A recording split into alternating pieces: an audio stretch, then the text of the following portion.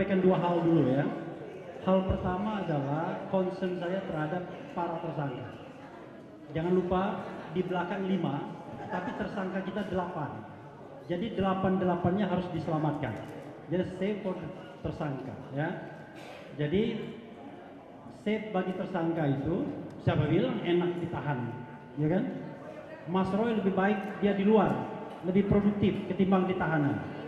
Karena itu harus kita pastikan tanggal 13 November nanti tidak ada yang ditahan. Sepakat? Satu. Nah, yang kedua, kawan-kawan semua, bapak-bapak sekalian, tes. Nah, kita berjuang untuk demokrasi dan konstitusi. Jadi ini adalah long term, perjuangan jangka panjang. Dan ini hanya salah satu tahap, salah satu step bagi perjuangan kita. Besok kita akan bertemu di medan-medan perjuangan lainnya. Ijazah palsu, barangkali juga impeachment terhadap Gibran dan lain sebagainya. Tes, setuju Gibran di-impeach? Setuju Gibran dimakzulkan? Oke. Jadi digantung dengan proses hukum ya. Kalau saya lihat ditersangkakan, kasus ini proses pun tidak layak. Jadi begini, ada orang mengatakan dengan argumentasi begini, kalau memang ijazah Jokowi itu asli, silakan Roy, Tifa, Rismon diproses dan lain sebagainya. Saya mengatakan mau asli mau palsu tidak layak diproses, groundnya adalah konstitusi. Saya bicara tentang hak menyatakan pendapat baik secara lisan maupun tulisan. Saya menyatakan hak untuk mendapatkan informasi dan menggali informasi. Jadi kalau kita balikkan kepada teori seperti itu, kedaulatan berada di tangan rakyat dan dilaksanakan menurut Undang-Undang Dasar, bukan dilaksanakan menurut Undang-Undang ITE,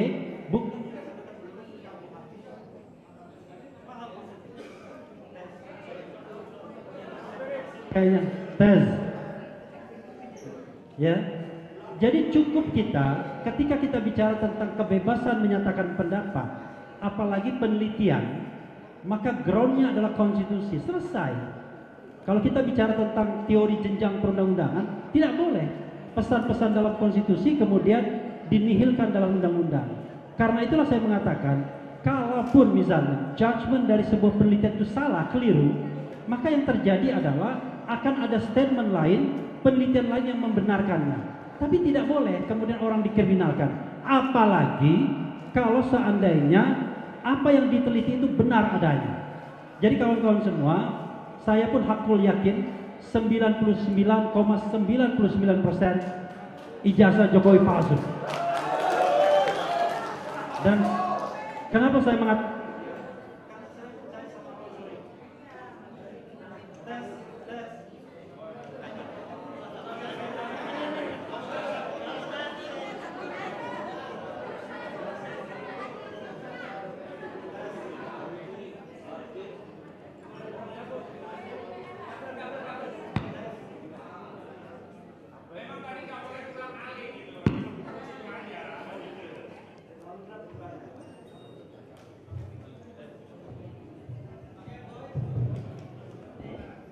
kalau gitu saya ulang dari awal nanti. Jadi kawan-kawan semua ya, jangan salah pun tidak boleh dikriminalkan. Kalau kita bicara tentang negara yang beradab, civilized country. Tapi kalau kita bicara negara yang tidak beradab seperti Indonesia saat ini, maka hal seperti itu terjadi. Jadi ya, imbauan saya akhirnya kepada pemimpin tertinggi di Republik Indonesia ini, yang bernama Prabowo Subianto. Saya from the beginning mengatakan, ini mohon maaf, saya dari awal mengatakan nggak percaya sama Prabowo. Kenapa? Kredonya satu aja, pemimpin yang mendapatkan kekuasaan dengan cara curang tidak mungkin amanah. Yakin nggak? Tidak mungkin amanah pemimpin yang mendapatkan kekuasaan dengan cara curang. Cuma masalahnya di antara kita para aktivis ini masih berharap kasih waktu 3 bulan, 6 bulan, 1 tahun. Satu-satunya orang yang mengatakan tidak percaya sama Prabowo dari awal itu cuma Pak Narto aja. Hidup saudaraku. Yang lain saya Didu harap-harap cemas. Marwan Batubara, ya lumayan, agak kritis juga.